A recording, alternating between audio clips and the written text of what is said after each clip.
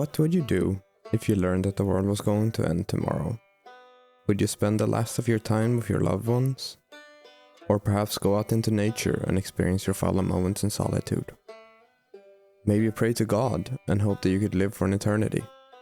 Many humans today often struggle with the concept of death. It's a subject many of us run from, whether it's subconscious or not. In our world today, things feel like they could end at any moment, and in a situation like that, finding meaning in life can be very hard. But if you have ever come across any of these thoughts, there is one game you should play. Outer Wilds is a very special game. It's a game that you can really only experience to its fullest once. A game that is so intricate about all the little details that if you glance over the slightest bit of text, you might miss something that is very key to you being able to progress. In this game, knowledge and progression are one and the same, and everything is in the details. Considering this though, here's your spoiler warning. I will spoil major things about this game, and if you haven't played it, this video will ruin your experience of the game. So I highly suggest that you please play the game before continuing. I promise you, you won't regret it.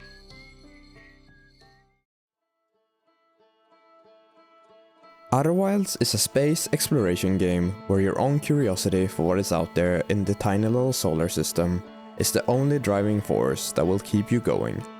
You play as a Hearthian, conveniently named after the planet you live on, Timber Hearth. Today is your first day as an astronaut, as the spaceship they have built for you is finally ready. But before you can take off, you need to go get the launch codes from the observatory. As you begin making your way to the observatory, there are various tasks you can do to test your skills. The first one has you driving a miniature of your ship, and this is where the game first shows you that this journey might not be an easy one. The ship is weird and awkward to control for a new person, and some parts don't even fully work like you would expect them to. You notice the same thing when you get to test out your spacesuit in the Zero-G cave, as you float around hitting walls, losing your sense of what is up and down. After much trial and error, you finally reach the observatory. The lower level has a museum. This museum is what will give you the first hints of what could be out there, as it has ruins of an ancient race called the Nomai that seem to have lived in the solar system long before us. But somehow, all of them have seemingly died or disappeared. Luckily though, you have been equipped with a translator tool, the first of its kind, and you will be the first one to venture out, able to translate the Nomai language and hopefully find out what happened to them. Once you get the launch codes and you're about to leave the observatory, the big stone statue depicting a Nomai turns to you and opens its eyes. Before you, you see images of everything you just did as you were on your way to the observatory, and then suddenly, it all comes to a stop.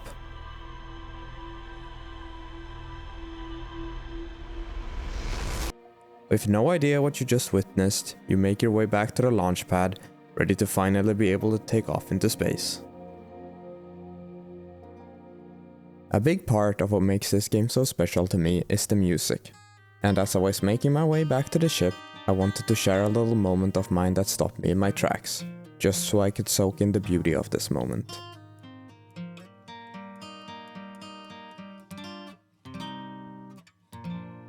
As the sun rises over Timber Hearth, the beautiful theme for the planet starts playing.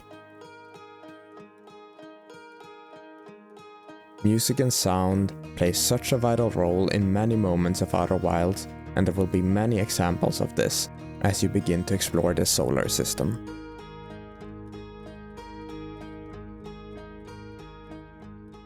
But let's get back to matters at hand. You make your way to the launch pad and use the launch codes to take the elevator up, and there it is, your ship. Excitedly you get in and can't wait to take off. As you take hold of the controls and the ship leaves the ground, you witness the grandeur of the solar system.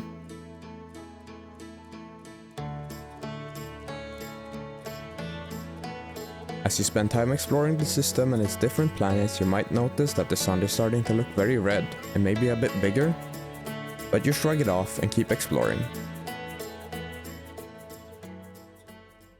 After a good amount of time, you start hearing a theme. This theme is what marks that your journey has come to an end, you just don't know it yet. You take a look at the sun and remember the display in the museum about a sun's life cycle. And before you can come to a conclusion,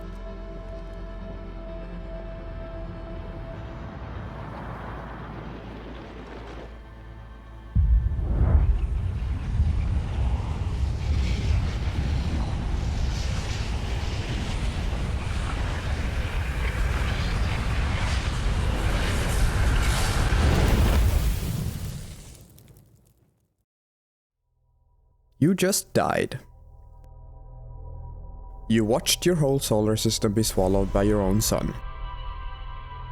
The memories of your takeoff and your tragic end play out before you.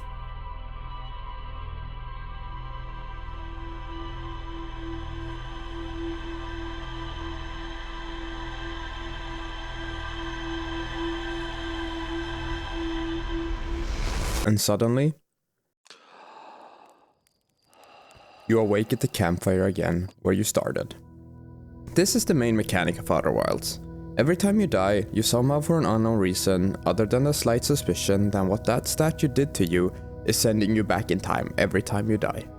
Dying happens all the time in Outer Wilds. You will pretty soon realize that this solar system is not very forgiving, whether it's falling through a black hole, or being crushed, burned, eaten, or just losing your ship in the great empty vastness of space as you watch your oxygen slowly deplete.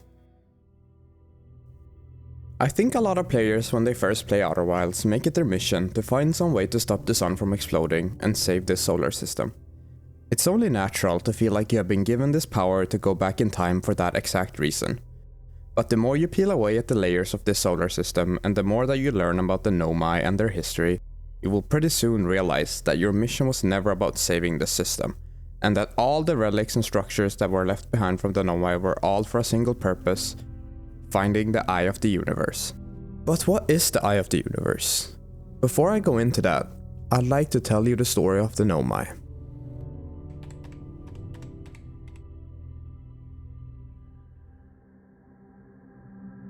The Nomai were a truly curious people. They did everything in the name of knowledge and science. Most Nomai were nomads, traveling in clans looking for secrets and discoveries hidden in the grand vastness of space, to further their understanding of the universe. The Nomai clan that we follow throughout the story discovered the signal to the Eye of the Universe. They detected that the Eye was older than the universe itself. Naturally, because of their innate curiosity, they wondered what incredible secrets it could hold. They made it their mission to locate the Eye, as they thought it was calling out to them.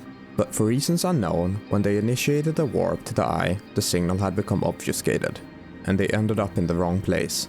They ended up landing inside a planet called Dark Bramble, a strange and mysterious planet covered in vines, where space doesn't seem to work properly. Now stuck inside the vines of Dark Bramble, the Nomai as a last resort used their escape pods, of which they had 3, to escape. Out of these 3 escape pods, only 2 made it out. In the face of adversity and the death of many of their people, the Nomai with their incredible will to uncover the unknown carried on. Maybe knowingly or unknowingly, they had created their own purpose for existing. But that wasn't their only purpose.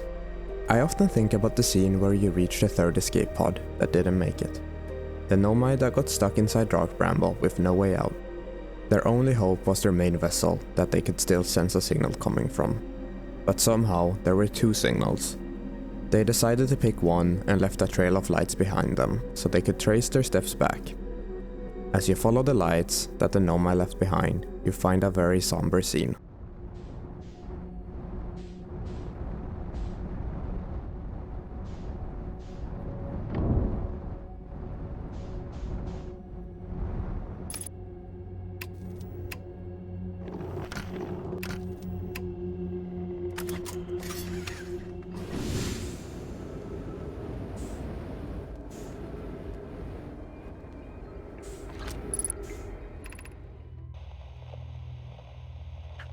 To anyone who comes searching for us, we followed one of the 2 beacons from the vessel to this place, but now can go no further.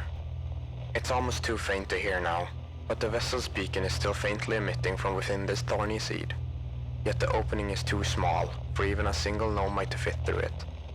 so our escape pod couldn't have flown through here. I don't understand how this could be possible, but this gruesome place seems to be able to manipulate space itself. Maybe this was our undoing. To be so close to the location of the vessel and still so far is difficult. Worse, the vessel's beacon is dying soon. We will be unable to hear it. There is nothing we can do now but try to perhaps find a way inside, or at least attempt to comprehend why this happened. My dearest hope is that the other escape pods were able to reach relative safety.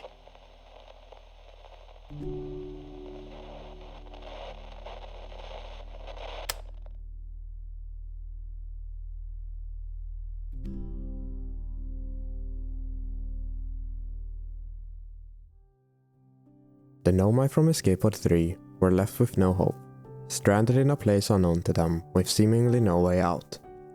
We see the Nomai as they were in their final moments, holding on to each other as they met their end, turning to each other as a last piece of comfort. The very moment we are made aware that our time is finite, we all realize how much the connections we have made really matter to us. Not knowing if the other escape pods had made it, these Nomai had found their final purpose in each other and faced their end together.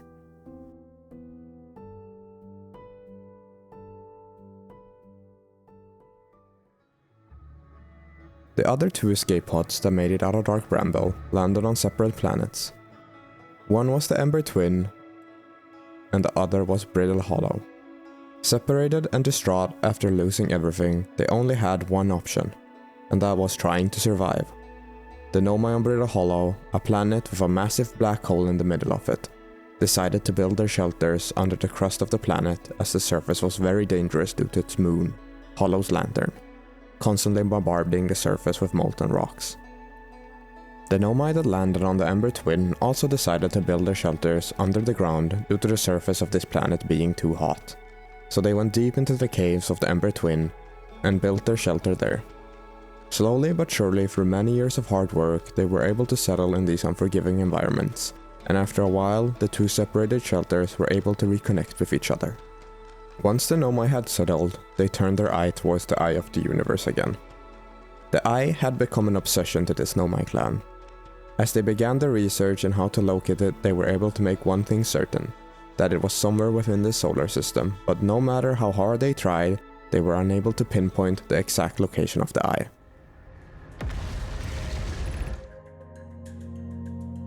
How should our methods change as we continue our search for the Eye of the Universe? We know what the Eye looks like thanks to the quantum moon.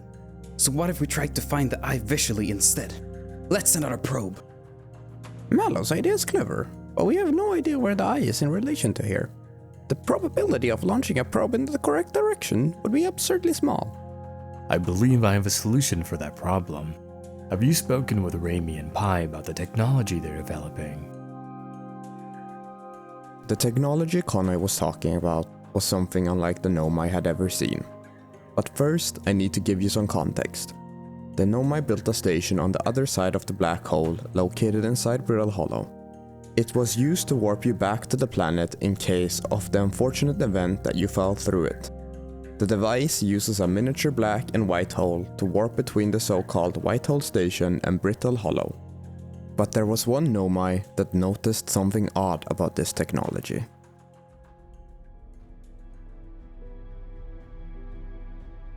Raimi and I reviewed the records you sent, Poke, and they appear to show Nomai are arriving at the warp receiver on slightly departing from the White Hole Station. I understand it's exceedingly odd, but Clary and I have tested and retested the equipment, and the result is the same every time someone warps. The interval is incredibly minuscule, roughly 100,000 of a second. Do you suppose our instruments can't accurately measure time to such a small degree? As I've already told Raimi, these measurements can't be accurate. How can a Nomai arrive on Brittle Hollow before he or she ever stepped into the teleporter? The implications are absurd. I don't disagree. It would mean I've inadvertently broken several fundamental theories regarding this universe. We would have to reconsider all of our beliefs about the nature of time. Poke, As Pi is confident the reading is inaccurate, she's kindly helping me attempt to recreate this phenomenon at the High Energy Lab. We're designing an experiment to take more data. An update, Poke. The High Energy Lab is in the canyon on Ember Twin's equator. Come here at once. You need to see this.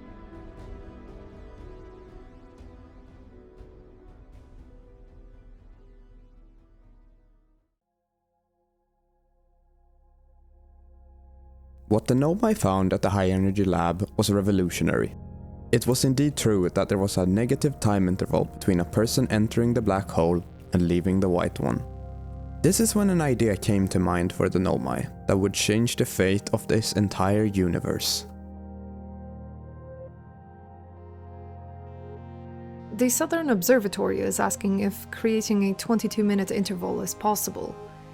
That is, to have something arrive 22 minutes before it's actually sent through the warp. We've learned the negative interval of time between departure and arrival can be increased by adding more energy to the warp core.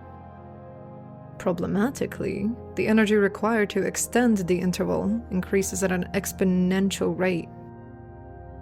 Hypothesis. Creating a 22-minute-long interval is possible, but we are currently unable to generate the necessary energy. Raimi and I believe it would be necessary to invent a new method of producing energy, a thrilling but enormous undertaking. We would also require advanced warp technology able to handle such energy. We would also likely need an enormous space to fit these proposed new energy and warp technologies together. The only location large enough would be the Ash Twin. The energy is currently unavailable, you say? You're a gas pie. My pun was unintended, Raimi, so I believe it's you who's aeriform.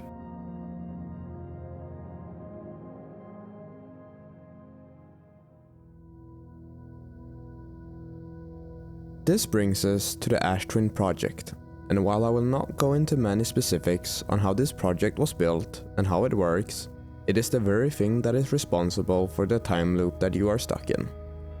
Putting it in the simplest of terms though, is that the Nomai would use their newfound discovery to send information and memories back in time by 22 minutes. To do this, they needed a tremendous amount of power, and where would they get this power, you ask?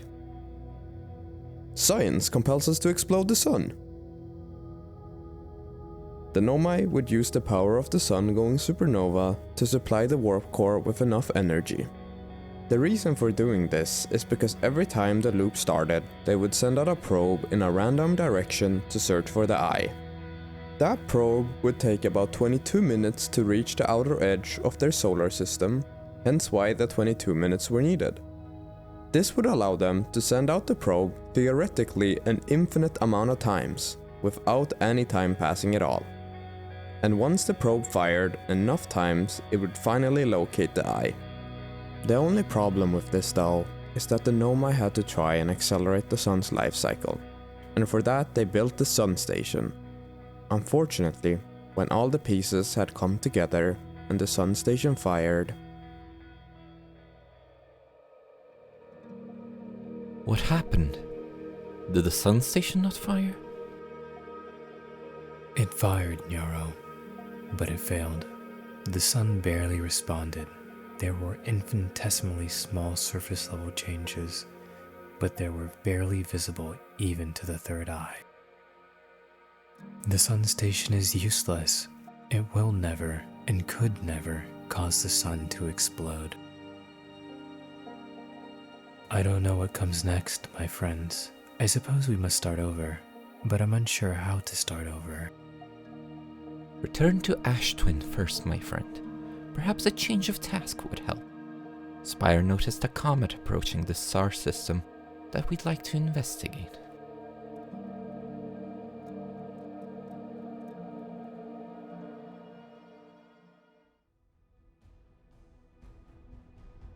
it failed. The sun station had failed to fire, and the worst had yet to come.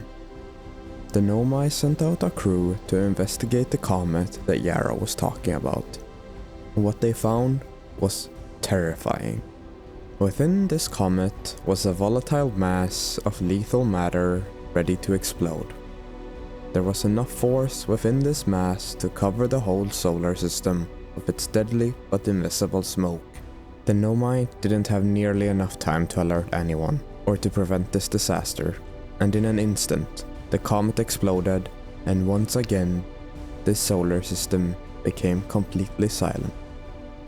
And this is where your story begins.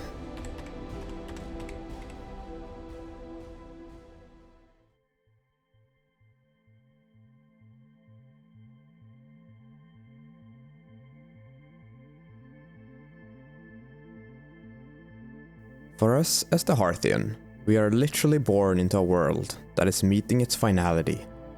We learn that the universe is ending, and we also learn that the only reason for us being sent back in time is just because of that fact. The sun exploding is literally powering the device that sends our memories back in time. Yet, we power on, determined to see the story to its conclusion, trying to finish the journey that the Nomai started. At the end of the game, we learn that when the whole universe is nearing its end, the eye sends a signal out into the dark void, calling to any alien race that might pick it up. The reason the eye does this is because when a conscious observer enters the eye, the current universe is destroyed, and an entire new universe is created. The end of our universe might sound scary to a lot of people, but as the player, we don't learn the purpose of the eye until the very end. But even when the player is faced with the knowledge that you are witnessing this whole universe coming to an end, we, the player, still forge on. But why? If the universe is ending, what is the point of it all? We won't even get to see it for ourselves. But still, we continue on this path in this hopeless scenario because we have found a purpose. It's the acceptance of even when our time has run out, there is still a purpose in making the best of what we have left. And this brings me to a subject that is heavily intertwined with Outer Wilds.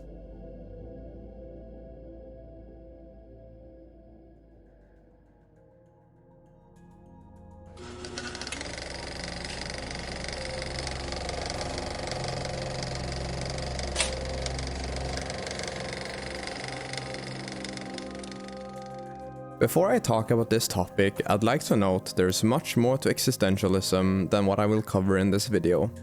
As for this video, I will mostly talk about the topics that pertain to death and meaning.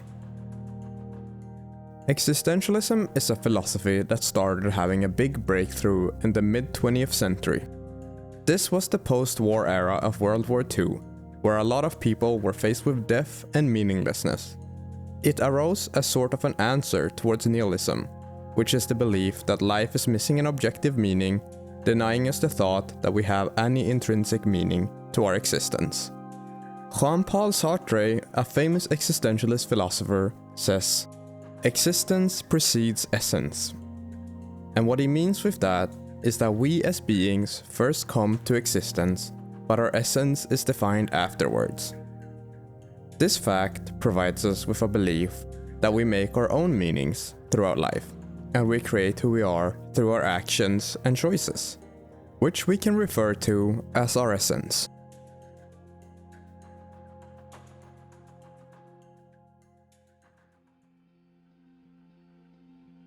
Throughout Outer Wilds, the game forces you to face some of the terrible facts about our own mortality and about how fragile our circumstances are when it comes to living the lives we do. Both in the Nomai story, in how they met their sudden and quick end, and also in many ways as the Little Hearthian, where we die in many predictable and unpredictable ways. Deaths that all would have been permanent if it wasn't for the Nomai's technology. But that's the thing. Even though death can come to us at any moment, it does not mean that everything is pointless. We create our own paths in life, and we are responsible for creating our meaning and our own purpose. Even if everything might feel hopeless, and that we are just a speck of dust in the infinity of the universe, it's up to you to make your own life matter.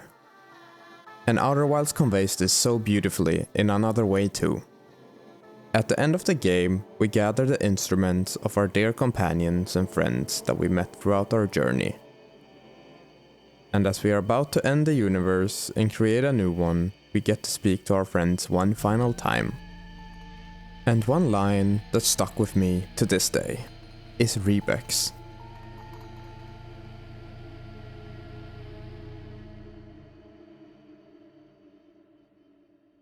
I learned a lot by the end of everything. The past is past now, but that's okay. It's never really gone completely. The future is always built on the past, even if we won't get to see it.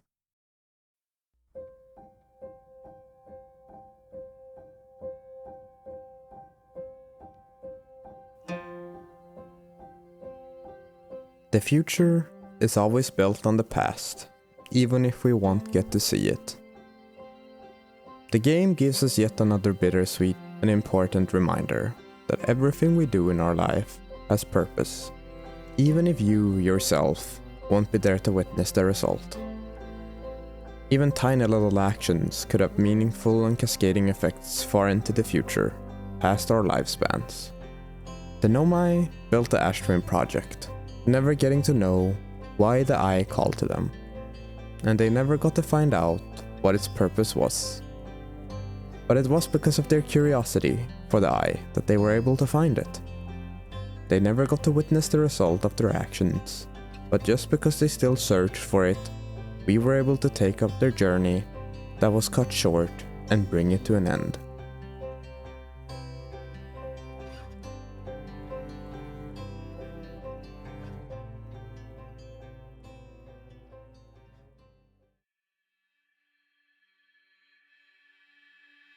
But there's one more actor that played a huge role in this story. At this point, I am going to spoil the story of Outer Wilds DLC, Echoes of the Eye. So this is my warning to you all, that if you have only played the base game, give the DLC a try too, because it is awesome, and just as good as the base game.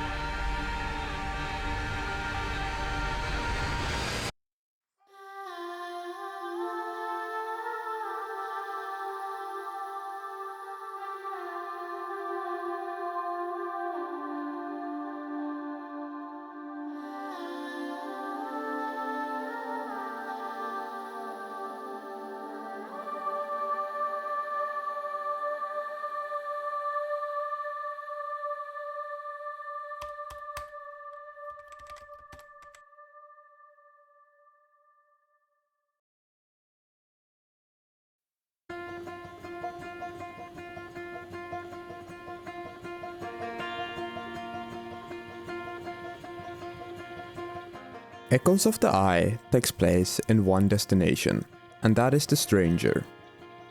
This giant ringworld ship that has been in the solar system for even longer than the Nomai.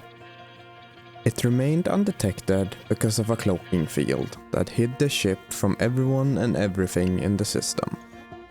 Until by chance, it was picked up as an anomaly by the Harthian's deep space satellite. The Stranger has been silent for a long time. And within this ship, we learn about its inhabitants, and that is also what I will refer to them as, since they don't have an official name unlike the Nomai. The inhabitants detected the Eye signal long before the Nomai ever did. And just like the Nomai, not really knowing the purpose of the Eye other than that it was calling out to them, the inhabitants made a reckless decision to build a mothership to travel to the Eye. But this was at the cost of their own homeworld. They stripped their homeworld bare of all its resources, and leaving their home behind with nothing left, they traveled to the Eye, wanting to know what they had discovered. But they would soon learn the truth, and this truth was too hard for them to bear.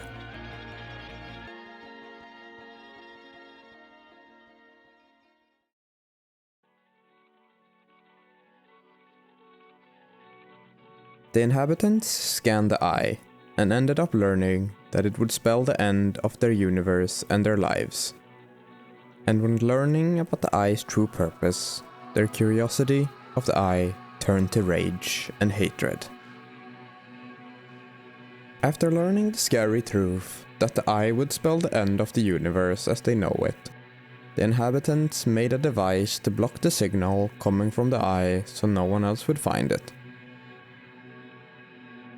As days passed and unsuccessful in the venture, the inhabitants realized they had destroyed their homeworld for nothing, and now they had no home to return to. In their sorrow of missing their home, they ended up making a digital simulation world of their homeworld that they could spend an eternity in, even if their physical bodies died and withered away.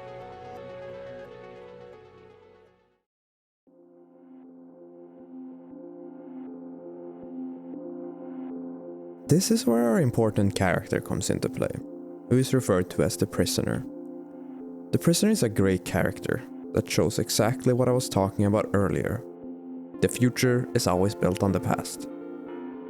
After many years in the simulation, the prisoner realized that their people had lost their purpose and lost sight of what living really means. A scene that beautifully illustrates this in the game is when you enter the simulation yourself. In one specific place within the endless canyon, you can see one of the inhabitants sitting in a darkly lit theater room, watching repeating slides of their home. Even though they had made a complete and finished replica of their homeworld, they were still left empty inside, still missing home, and now devoid of meaning. The prisoner saw this emptiness and realized that this was no way for their people to live, and made one final act of selfless defiance in love of their people and this universe.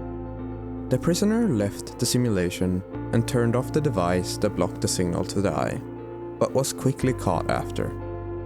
After catching the prisoner turning off the device, the inhabitants locked them up inside of the simulation, never to leave again for thousands of years. But unknown to the prisoner, even though the signal was let free for only a mere moment, it was because of them that the Nomai were able to detect the eye signal and begin the next leg of this journey.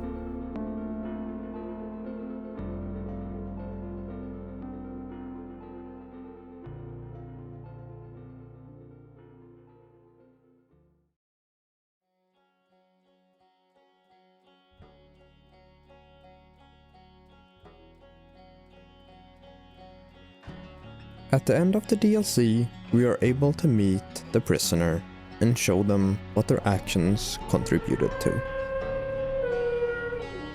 The future is always built on the past. In their final moments, they thank you with a bow, and we then give them their staff back that we used to share our memories with them, and watch as they make their way out of the prison.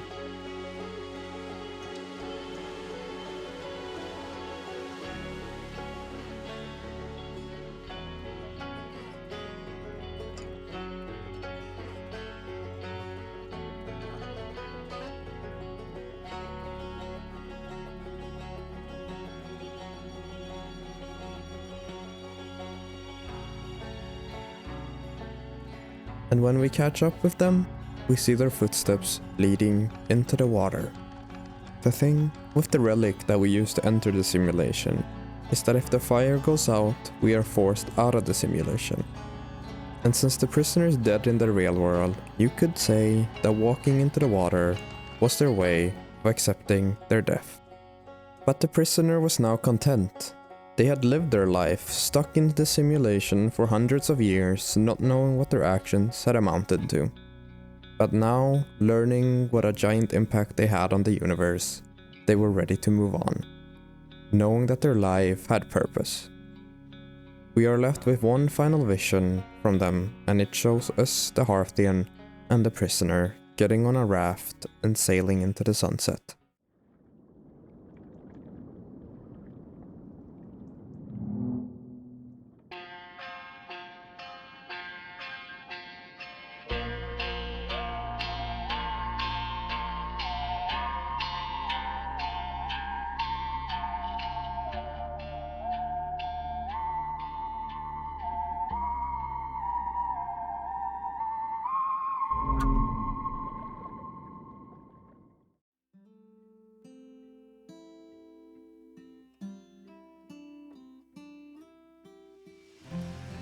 The inhabitants are sort of a juxtaposition to the Nomai, in the sense that the Nomai had a relentless curiosity for the eye and they went to great lengths to find it.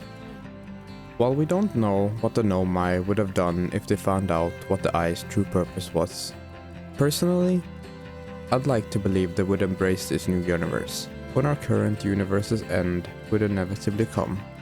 Meanwhile, the inhabitants, when they found the eye, were drowned in fear of the concept of their time in this universe ending, and that very fear clouded their judgment. We should never be afraid of the end, because it can come at any time. And we can learn from the inhabitants that the very fear of things coming to an end can also be our undoing. So I think in the end, Outer Wilds teaches us that our journey doesn't lose its purpose, even if we are doomed to fail. And our life certainly doesn't lose its meaning, even if we one day will die. And when our time comes, whether it's predictable or unpredictable, don't be afraid. And don't lose sight of whatever your goals and ambitions are. Because the future is always built on the past, even if we won't get to see it. So, go out there and make your own journey, and find your own purpose. It only has all the more meaning because our time is finite. And oh, don't forget to stop and smell the pine trees along the way.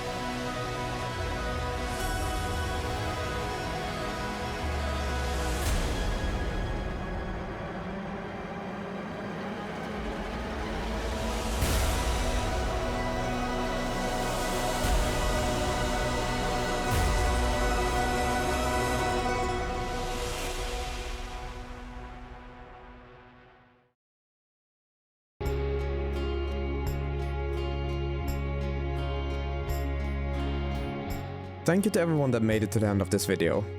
This video has had so much work put behind it. I gathered all of the gameplay footage myself and I edited the entire thing as well. If you enjoyed this, please consider subscribing. My cadence for videos will be slow because I have so many other things to juggle in life right now. And also, I really wanted to thank all of my lovely friends that voice acted in this video. And I hope to see you around for the next video when it eventually comes out.